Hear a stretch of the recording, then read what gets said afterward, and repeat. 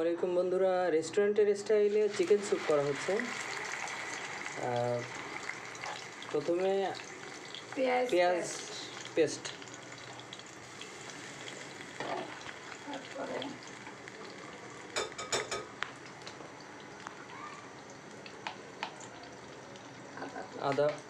আদা পেস্ট,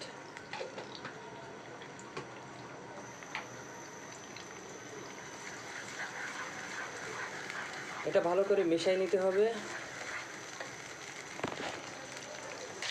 এটা রসুনের পেস্ট, জিরার গুঁড়ি পরিমাণ মতো, তেজপাতা দাও, দারচিনি,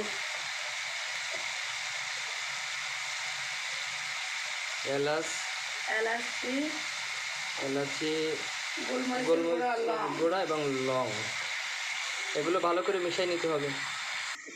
মাংসগুলোকে আদা এবং লবণ দিয়ে মিশিয়ে রাখা হয়েছিল যেন লবণটা ভালো মতো ভিতরে ঢোকে। এটা গোলমরিচের গুঁড়া দিয়ে করা হয়েছিল। এটা দেওয়া হলো। এবার পেটানো টক দই,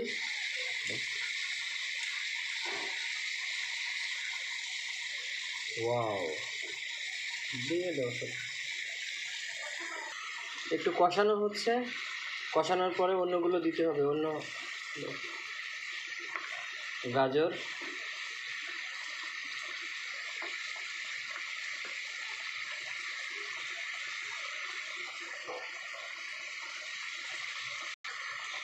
কিছুটা পানি। এটা কিছুক্ষণ জ্বালানো হবে, মানে চুলার উপর রাখতে হবে, স্টিম করা হবে।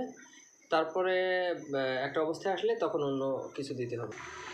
এর উপরে গোলমরিচের গুঁড়া দেওয়া হলো। এখন কাঁচা মরিচ দেওয়া হচ্ছে, তারপরে ক্যাপসিকাম।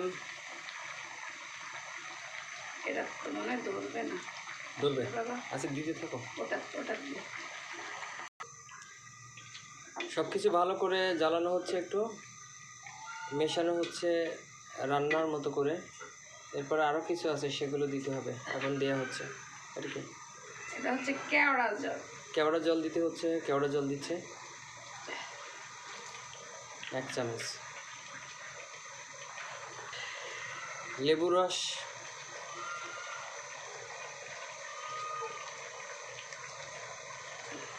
পাউরুটি দিয়ে দুধের সাথে পাউরুটি ব্লেন্ডার করা, সেটা দেয়া হচ্ছে। ব্যাস,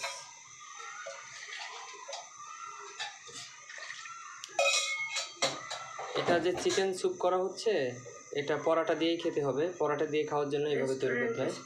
রেস্টুরেন্ট স্টাইলে যেটা করে ঠিক তেমনই করা হচ্ছে। 1 চামচ চিনি। সব মিলিয়ে এখন সিদ্ধ হয়ে গেলে রান্না শেষ হয়ে যাবে, আর তখনই হচ্ছে আপনার চিকেন স্যুপটা হয়ে যাবে রেস্টুরেন্টের স্টাইলে, এটা পরাটা দিয়ে খাওয়ার জন্য। তো সবাইকে অনেক ধন্যবাদ, ভালো থাকবেন। সবার শেষে 1 চামচ ঘি। তো এটাই বলতে লেট হয়েছে আসলে। ঘি আপনি পরিমাণ মতো দিতে পারবেন, বা যেমনটা স্বাদ করতে চান তেমন দিতে পারেন। ঘি দেওয়া হলে এখন কিন্তু রান্নার উপকরণ শেষ। রান্নাটা শেষ হয়ে গেলে এখন পরাটা দিয়ে খাবার উপযোগী হয়ে যাবে রেস্টুরেন্টের স্যুপ। তো সবাইকে অনেক ধন্যবাদ, ভালো থাকবেন বন্ধুরা।